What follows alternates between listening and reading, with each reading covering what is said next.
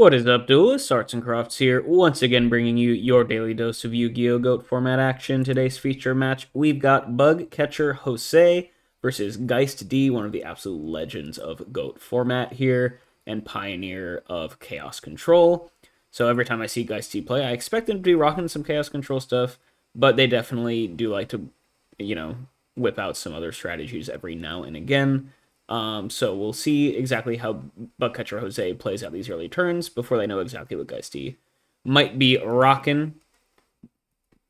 Jose will be going first, going to lead out with a Delinquent Duo. That is a pretty good card to start with. Going to get some solid intel on what geistd is playing and potentially go up in card advantage. They hit Raigeki Break, okay.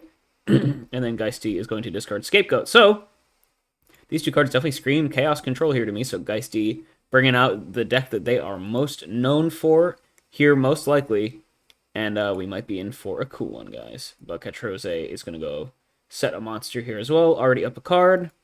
Using that tempo advantage. Pretty solid start. geistd has Pot of Greed here, though, to equalize the negative card advantage from the duo. So back to parity. Not bad. And then has the knock on the set monster, eliminating the tempo advantage. Hitting Sangan, which is, at least a nice, easy way to deal with that threat, which can otherwise be pretty annoying. Then geistd is going to follow back with a T-set. Pass. So really nice turn there. Pot to equalize the duo, knock to equalize tempo, and then have a play of your own. So solid back and forth gameplay here so far. Jose plan is going to be knock of their own, so both players utilizing one of their two copies of that semi-limited card. It's going to hit a Dekoichi. Both players will have their deck banished of those. Looks like geistd is running the full triple copies, as is Bugcatcher Jose. Okay, so Jose here looks like they might just be running Chaos Turbo. Could be Chaos Control here, of course, as well. But Turbo till proven otherwise. Jose will set a back row pass. geistd draws for turn, set a monster pass. Cool. So Jose here a little bit light on monsters. geistd is continuing to pressure despite their Dekoichis getting knocked. They have follow-up normal summons, which is really solid. Jose does have the second copy of Nobleman here, though, so now both of those are gone. Unlikely that they're running Minecon in main, but it is definitely something that you see. I feel like Minecon in the main deck is becoming a lot more common recently. So maybe you can't rule out all the set monster hate just yet, but that would be my read here. And Magician of Faith is getting knocked here as well, so both players will lose access to that as well. geistd running triple Dekoichi, triple Magician of Faith, so a very, very flip-heavy deck here coming through in their version of Chaos Control. Ooh, both players on triple Dekoichi, triple Faith, so we could... Nothing to suggest that we're not just seeing a 55-card mirror just yet. Jose is going to fire off a Jar of Greed. Post-knock, I think that makes sense to maybe thin the deck. I mean, you probably would have been okay drawing into a Magician of Faith with Duo engraved to grab, but now Faith is no longer an option. Always something to think about is, do you want to knock or jar first, depending on what you think the potential knock targets are and if you want to draw those cards or not. Here, I think it could go either way, because like thinning your deck of spies is probably decent, although you are running low on darks at that point. But I feel like you probably would be fine drawing Magician of Faith, so maybe I would have preferred jar before knock, but it's pretty marginal, of course. And then Jose is just going to set a back row pass here, so really struggling to find any monsters to normal summon, which makes sense considering they've had six or seven banished here already. geistd here, last couple of plays have been knocked. We'll see if they have further pressure or if both players are out of threats at this point. geistd is just going to set a back row pass. Cool. So it looks like both players waiting to draw into some actual threats. Might be in for a long one here in game one. Jose has another Jar of Greed, so churning through this deck. Lots of thinning occurring so far. And then they find a Thunder Dragon as well. Okay, so as thin as possible. Oh, what just happened there? Did we Jar of Greed before activating Thunder Dragon and then accidentally draw into the second Thunder Dragon? Or perhaps Jose... There is a world where maybe they opened double Thunder Dragon and just didn't want to let the opponent know up until this point. But I feel like it's more likely that they accidentally forgot to Thunder Dragon before using the Jar of Greed and accidentally drew into a second Thunder Dragon, making it a lot worse. So honestly, Pretty solid advantage to geisty here, just now knowing that your opponent has 2 dead Thunder Dragons in hand and didn't get to plus off of it at all. We'll see if they're able to punish that. Jose was able to find a monster to play for the turn. There's only a few left in the deck, so good for them. They were able to find one. We'll see if geisty has an answer here, though, having already used a single knock. Just going to pass. Okay, so geisty a little bit bricked here, but seems like they are on the control deck, so they can definitely afford to just kind of sit back and let Jose pressure, try to absorb it as best as possible. That is the game plan for Chaos Control against Chaos Turbo, which you have to assume this matchup is at this point in time. And Jose finds the last really good flip monster in the deck, Gravekeeper Spy. You probably summon it in attack position here just to get a little bit aggressive. Geisty seemingly doesn't have too much defense here for this at the moment. If it gets Mirror Force, it's fine. It's still really just a 1-for-1. So yeah, I like getting aggro here, especially if you are playing Turbo against Control. Good to get in the damage while you can. Mirror Force is going to come through, so this play ends up getting negated, but I don't hate the decision to go for the double spy. I think it's totally fair. It's generally a pretty safe play. Still just a 1-for-1. And now you get Chaos online here as well, which is pretty nice. Jose will follow up with a back row and pass. Sure. Geisty, once again, just drawing pass. Just content to absorb pressure here. Jose, same thing. We know they still have 2 dead Thunder Dragons in hand. I guess maybe you can make an argument that you could summon a spy in defense, because if they mirror force your spies, you just lose all semblance of pressure. So if you really had no follow-up like this, maybe spy in defense would make more sense. So I could understand going for defense mode spy there, based on what we've seen the few turns afterwards, but I think double attack is generally pretty standard there.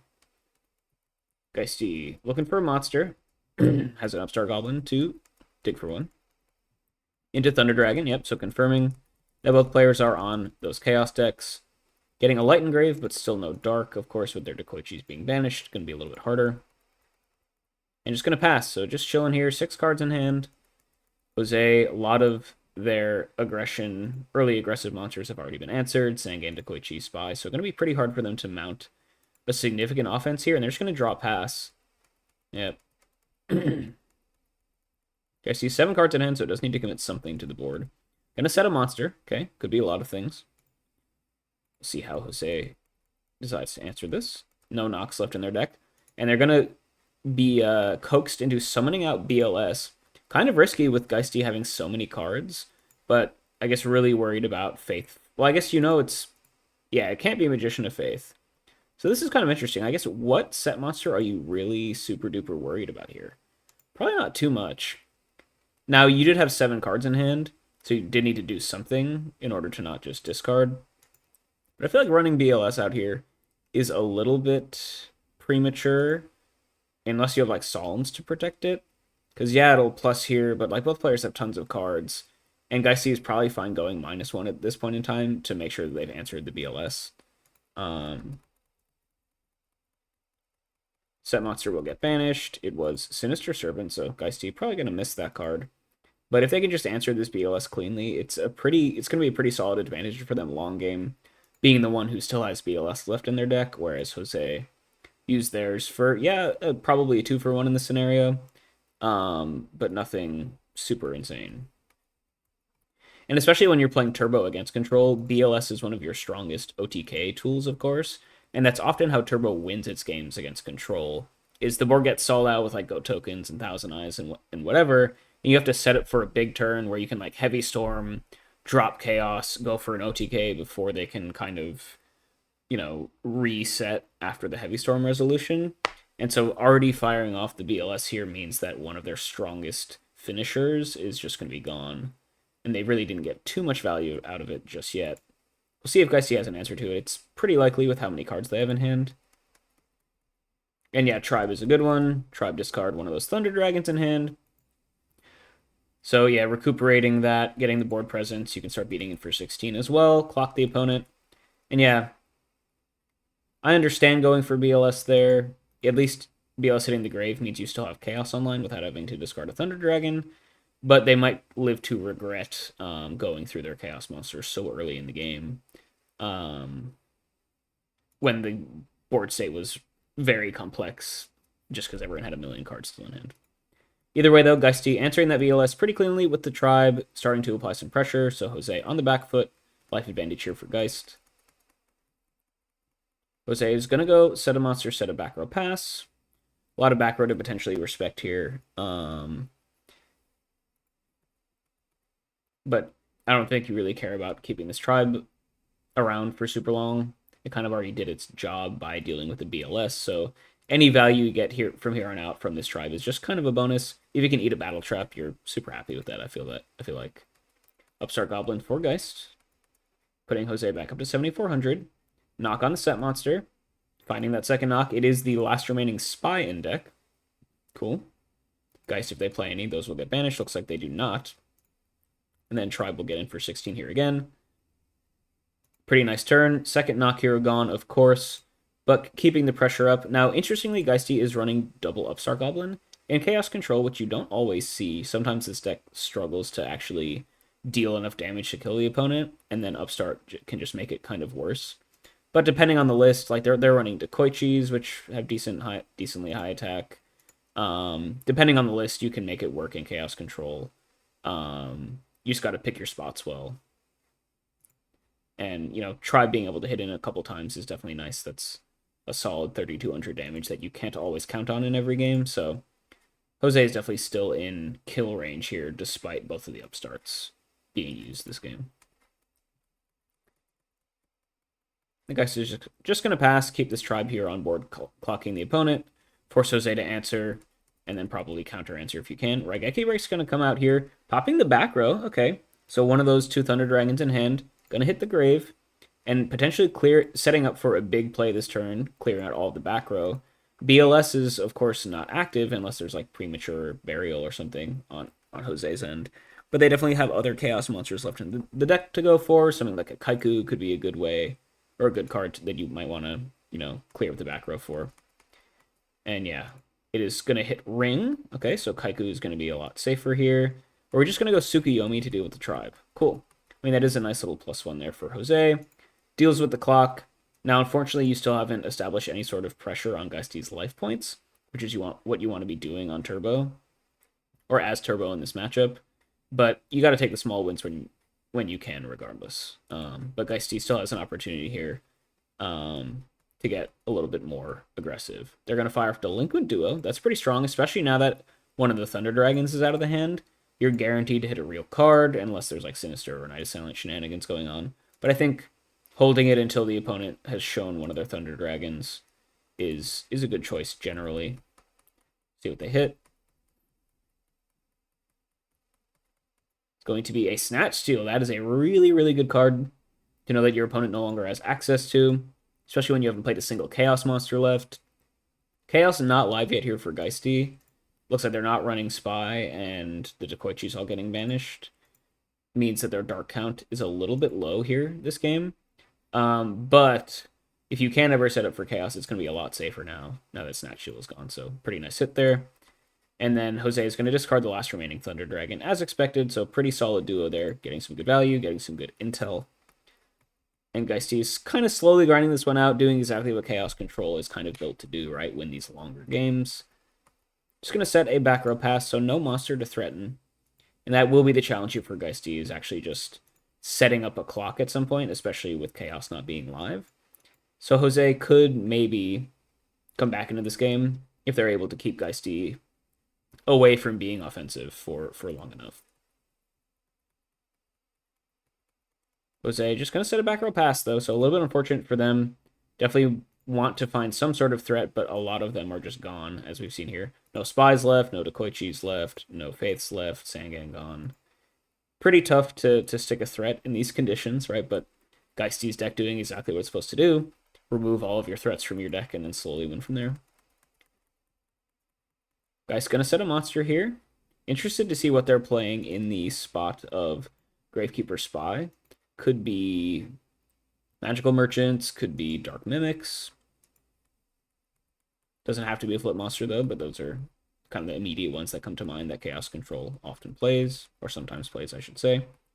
Jose, once again, just going to set a back row here. Still not able to land a threat, And every turn that goes by that Jose can't play a monster is really nice here for geistd, I think. They just don't have to worry about any pressure. Let's see. We're going to flip up Sangan. Okay, so getting a little bit cute there. Could have, of course, just normal summoned the Sangan to start beating in. Testing for, I guess, mind control is the idea there.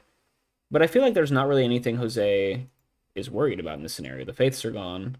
Dekoichis are gone. geistd isn't playing Spy. So what would you really be getting here if you had like a Mind Con or something? Feels like geistd could have gotten just a little bit more damage in just by summoning the Sangan and attacking. So they did miss out on like 1,000 damage here. Not the end of the world. Obviously, you could be rewarded if Jose takes the bait, but that did not come through here. And now geistd recognizing that the bait didn't work, and we're just going to start flipping up the Sangan and beating in. And Sangan, once again, is a pretty nice clock here. Pretty safe pressure. And geistd will reinforce it with another back row. Jose definitely on the back foot here. Life points being pressured. They're down beneath 5k life points, which is a scary place to be against a Chaos deck when they can just put a lot of attack on the board very quickly. So you got to try and find your way back into this. Yeah, we're going to go summon out Sork. Sork here can go ahead and banish the Sangan. But once again, Jose feeling kind of forced to summon out their Chaos monsters. Yeah, they're plussing off of it every time for the most part.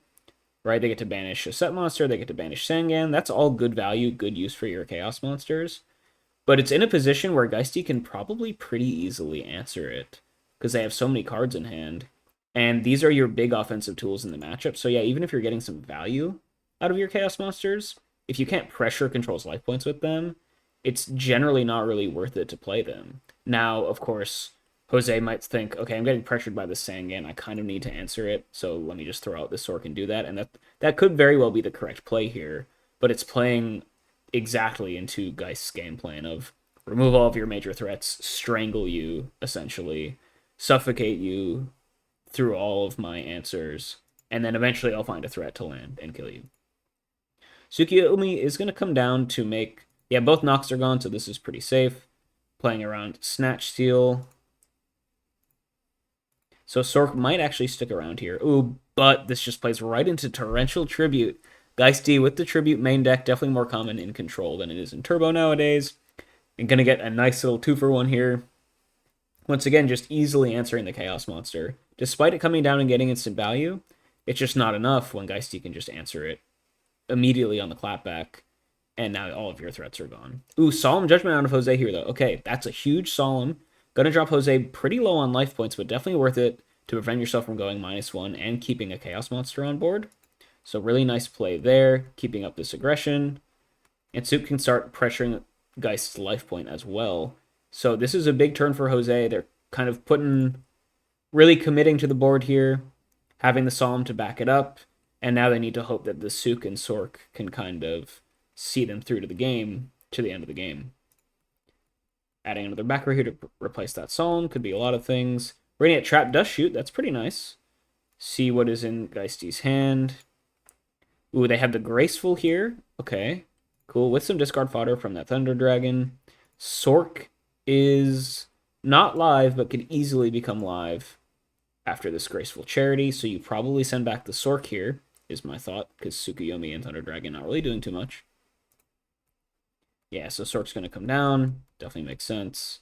And then geistd is going to go, of course, fire off this Graceful Charity. That will get hit with Solemn Judgment, though. So Jose, yeah, committing a lot to the board, had the Dust Shoot to protect stuff, and double Solemn here as well. So I really like where they're going here. They picked their spot to say, okay, I'm all in. I'm going to use all my resources to protect it.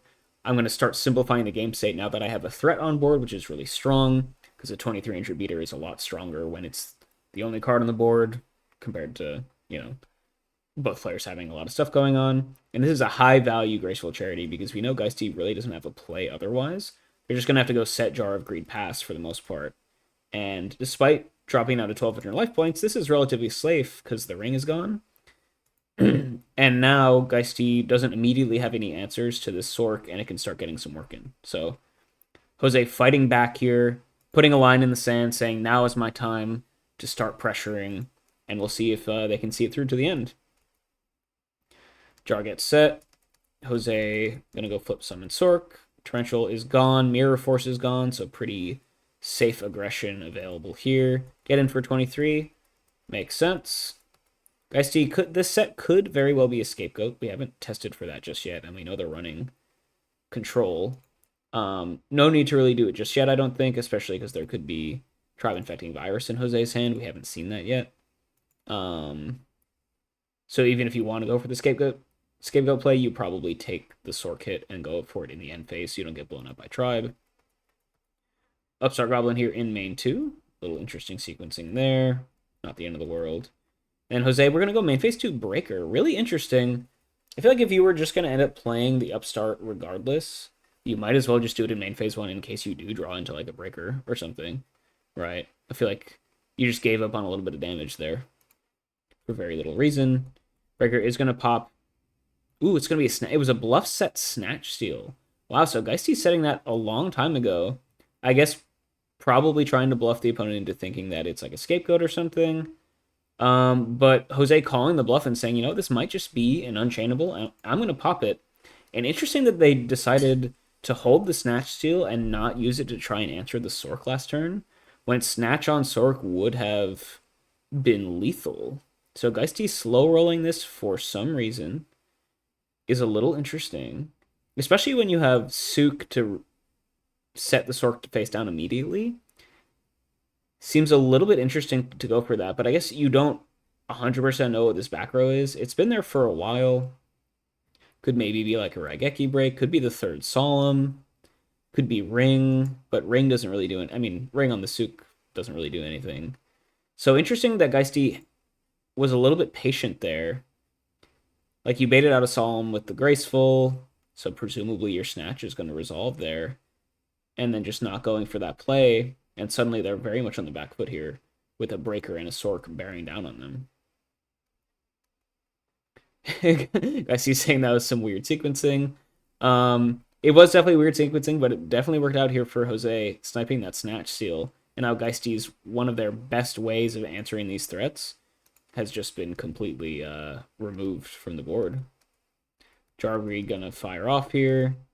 Gonna go for the Tsukuyomi here on the Breaker. Sure. We're gonna ring the Sook, though. Okay. Yeah, that's the only ring target just left. And confirming that Snatch on the Sork last game would have just been GG, because Jose could not have ringed it. So geistd missing, I mean, it's not missing lethal, because that back row could be a lot of things. We also hadn't seen like MST yet or anything, although MST probably would have been used earlier. But geistd could have just won with a pretty relatively straightforward play from what I saw of just Snatch the Sork. But potentially there's something here that I'm missing. Definitely let me know in the comments if I am overlooking anything here.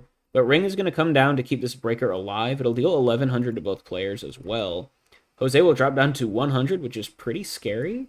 But now Sork plus Breaker is lethal. So Ring helping out Jose offensively here as well as defensively by keeping their Breaker alive. Guys, he's just going to set a back row pass. They have seen 2 new cards. So we know the hand is Sork plus an unknown. Interestingly, we know Sork is live here too. So geistd not going for it is a little bit strange, because you could pretty easily just go summon Sork, banish the opponent's Sork here. But I guess very, very confident that this back row is going to be able to save them. What could it be that you really... Because it can't be Mirror Force, it can't be Torrential. Is it just, I'm going to take a hit with... Is it just Scapegoat?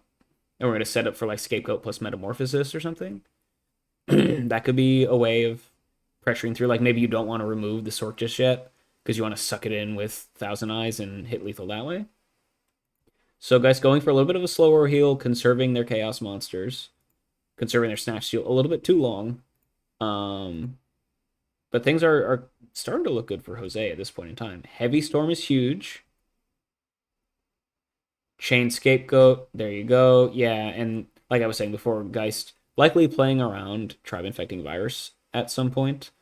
But now Heavy Storm is just going to force it out and show me the Tribe for game. Oh, no, he doesn't. Okay. Sork is just going to banish a monster. We're going to go Sook to reset it as well, clear out the rest of them. Yeah, and all the goat tokens will die. So geisty here, once again, kind of interesting. But they need a back row. Yeah, okay. So Tsukiyomi bouncing back to the hand does make Raigeki break live. But we do know Geist just have, or no, sorry, the sorcerer was sent back with the dust shoot. Duh. Right. Yeah. So Geist, that ignore everything I said. I was like, oh, Geist had Sork in hand, but no, that's what got sent back with the dust shoot. Duh. So actually, we know Thunder Dragon is in hand, right? Um. Yeah. So actually, Geist really didn't have anything, which, yeah, I guess very unfortunate that their snatch shield got hit because it would have made this game look a lot easier. But they could have just gone for the snatch play and gotten the game a couple turns ago. Not exactly sure what they were playing around. I feel like it's probably not worth waiting out a potential MST or something in that scenario, and they might live to regret it, of course. Geist facing down lethal here once again, though. No more scapegoats to buy you the time. Let's see what they can do. Just going to set 2 back row pass, hold the Thunder Dragon in hand, and you need something to deal through lethal here. Zook will come down. Set breaker, flip summon, go for game. And that's just going to be GG. Wow, yeah. So Geist here, missing a couple crucial points where they could have gotten in for game, or at least one big one. Definitely could have been playing around something that I'm just not thinking of. But Jose, I thought that their deck was just completely run out of threats, right? With everything getting knocked left and right, going for an early BLS that got answered. But they were able to stick a Sork, protect it with Dust Shoot plus double Solemn, and the Sork just stuck around long enough to close out the game. So Jose picking their spot pretty well, and finding a way to close out the game against Chaos Control that was looking to be pretty solidly in Geist's Geist control, for lack of a better word. And we're gonna have to go here to game 2.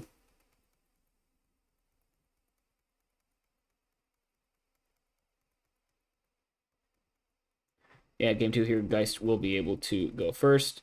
Mentioning that the read on this back row in that situation is almost always going to be Scapegoat, which I agreed with.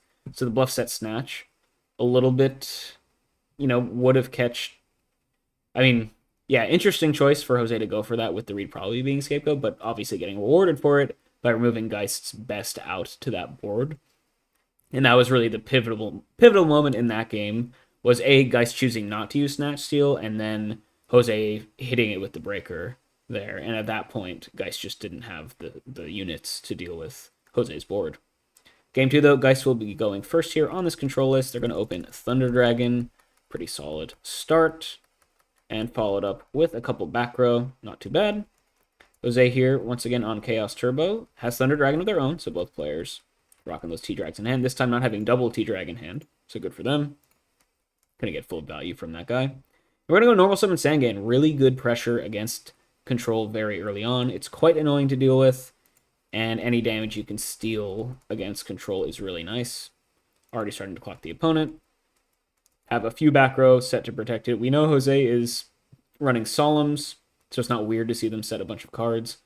Could also just be a bunch of chainables, though. We know they're also on Trap Dust Shoot. Yeah, Dust Shoot is going to come down, so we'll see what both players have in their hands. Jose here has the double known Thunder Dragon plus a dead Magician of Faith. I guess dead pending if they have any spells in the back row. And Geist Sand is relatively... I guess it's actually not great against what Jose has here. You have Knock and Minecon, which don't do anything against the Sangan, and now they're known, so Jose can likely play to resolve this Faith by baiting some stuff out, potentially. And you've got Tsukiyomi that can't really do anything at this point in time. I guess you could, Sook the Sangan and then knock it, right? And then a dead Chaos Sorcerer. So my thought is you probably send back the Sook just to keep your Sangan on board, not give them a way to use their knock right now. Because you're not worried about Sork and you're not sending back TD. So it's by process of elimination, I think you send back the Tsukiyomi. Jose agrees. And now Jose also knows to play around the Minecon and the knock, which is really, really good knowledge. And Geist, depending on what their back row is, might just not have a single play this turn. They do have Jar of Greed, which is good post Dust Shoot. See if they draw into any new threats. Ooh, held Dust Shoot, though. Really nice play there out of Jose. Getting some value, waiting for the other unknown card to come through. Holding Dust Shoot is always a gamble, but I guess when you know Geist is running Jar of Greeds, and they set multiple cards turn 1, and neither of them were Dust Shoot. Odds are one of them is a chainable. If one of them is a chainable, there's a good chance that it's Jar of Greed. So you can make a decent guess that holding this Dust Shoot here would be pretty solid. There was no reason to fire off the second one immediately, of course, because they knew that Geist's hand was bricked at that point in time. They had no place for the turn. But now that this jar has resolved, they could have drawn into actually a play. So I like waiting here. And looks like Geist drew into another copy of Nobleman of Crossout. So sending back that Tsukiyomi, getting a ton of value here. I don't think this Magician of Faith will be resolving anytime soon. But once again, Geist just doesn't really have any plays. I guess you'll just send back the Chaos Sorcerer here, just in case it happens to get live at a certain point. And that's exactly what Jose does. And Geist is just very, very bricked at this point in time. Just going to pass. And Sangan can continue to beat in, which is exactly what Jose wants to be doing in this scenario. Oh, we're actually going to go Tributes over for Thunder Dragon, so getting an even bigger threat on board, getting the Sangan search off here as well. Going to go grab Sinister Serpent. Definitely a solid card just to have in your back pocket. Very versatile. And now Thunder Dragon will start dealing 1,600 damage a turn, which is a pretty nice upgrade over the Sangan. And you got to upgrade essentially for free, because Sangan floats. So nice play here out of Jose, getting as aggressive as possible, knowing that geistd really has nothing going on for them. So I like this out of Jose. Geist finds Upstart for turn, sure. And just going to pass, so still looking to find some stuff. Every turn that goes by, Thunder Dragon will clock the opponent even further. I mean, Jose grabbing that Sinister could also set up for a potential... You could, like, summon Sinister this turn, beat in with both, and then threaten to tribute for Thunder Dragon again next turn. Really amping up the clock. We're going to Raigeki break the back row in the main phase 1. A little bit odd of a choice, but it's whatever. And if you're just going to go Asura Priest as well, totally fine. So hitting Torrential there is a pretty big deal, because now you can safely go for this aggression. Would have been punished, but Geist here holding the Torrential to try and find a better use for it, but unfortunately we'll just get run over by a Raigeki break. And now this is a lot of damage coming through. Asura plus TD. Geist is on quite a big clock here. Jose can pass threatening lethal, and geistd just like really might not have too much going on for them. You've seen a few new cards, gonna set some back row. Decent chance that there is some bluff setting going on here. But we'll see if Jose chooses to respect it. Mirror Force is still live, and there is a chance that Geist would have held the Mirror Force in hand, considering they already had the Torrentials set, so you don't want to set 2 unchainables. So Jose might give some credence to the Mirror Force here, making Asura a little bit risky. And Thunder Dragon plus Serpent is not lethal. So interested to see how they play out this turn. Heavy Storm, of course, would just be insane. Grab Serpent, of course. Go for the Asura. We're saying I'm not going to give you credit for Mirror Force. Let me just hit you for game. And that is just GG. Wow, crazy there. So Jose here with the double Dust Shoot coming out really early on. And not having any foot monsters that they were interested in playing. Just completely bricked geistd's hand, who ended up with a bunch of dead knocks, a bunch of dead Minecons, nothing to do with their Thunder Dragons. And Jose just got their beatdown on with Thunder Dragon plus Asura Priest. Whittled them down over a few turns. And they're going to take it down 2-0 on Chaos Turbo versus geistd's Chaos Control list. Game 1, definitely the more interesting of the two. A little bit of a long back and forth where Geist was slowly suffocating Jose, but Jose picked their good spot to apply some pressure, defended it with their Solemn Judgments in the main deck, along with Trap Dust Shoot to clear out any answers, and was able to hold on long enough to take it down. And yeah, some cool stuff here, guys. Hope you enjoyed it. I will catch you all next time.